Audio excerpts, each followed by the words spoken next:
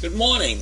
It's Thursday, December 9th, and companies across this country are planning big raises for workers in 2022. Now, their idea of a big raise is something around 4%. I wouldn't consider that a big raise, but that's my own personal opinion. Anyhow, the Conference Board says that companies have budgeted more money for pay increases since 2008. They're doing this to offset the tight labor market and the highest inflation in 3 decades, which is a good thing.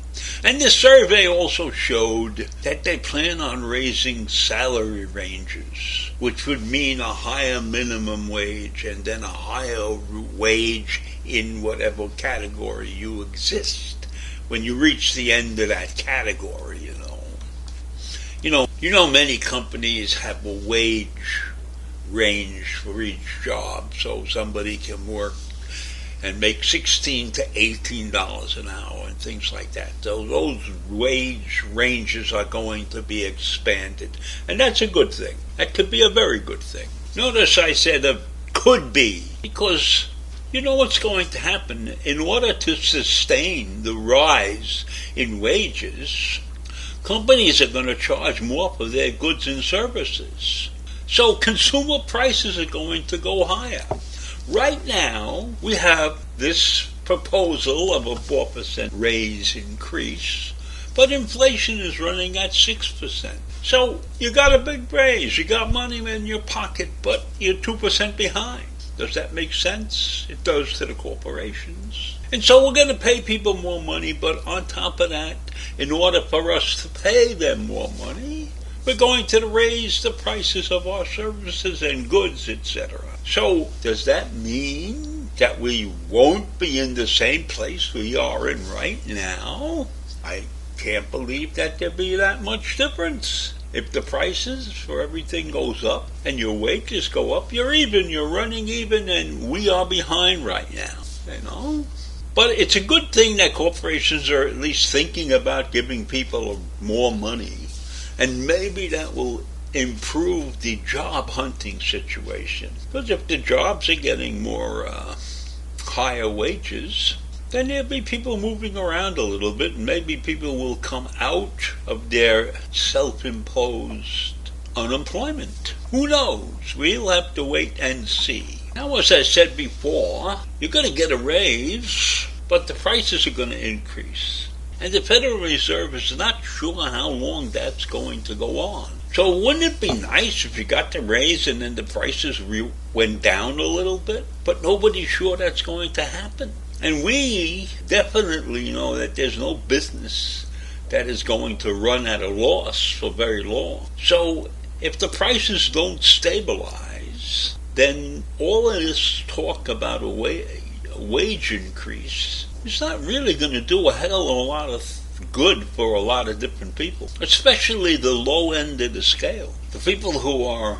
I don't want to call them marginal workers, but they're working for low wages. They're working at minimum or a couple bucks above minimum. So if they get a 10% raise or a 5% raise or whatever, that's not making a big difference with the cost of everything else going up every week. So this is good news, at least in the fact that companies are thinking about doing this, giving these raises. But they're not thinking about reducing their prices or anything.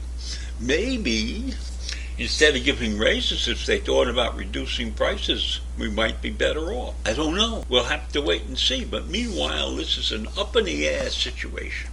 Now, on the flip side of this, you have government officials laying the groundwork to act more forcefully to curb inflation next year, if necessary. And Jerome Powell, the head of the Fed, said he would act quickly to pull back from the support that the economy has gotten up to this point, because pulling back on that support hopefully will reduce the rate of inflation. But who knows?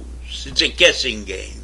The Fed up to this point has done several different things to help the U.S. economy, but they're going to cut back on that in order to hold down inflation, because the things that they do to help allow more money to get out into the economy. So if they cut back on that, then they're hoping that'll hold down the inflation. I don't know. You give somebody a raise and you got to find a way to make the money, so you raise the price. So I don't see how the Fed is going to help that much. But they say it, and they know more about the economy than I do. So I'll take them at their word. If we look at the history of what's happened over the past year and a half or so, all of these employers expected, when the unemployment benefits disappeared in September and the schools reopened and everything, that they wouldn't have to struggle so much to find employees,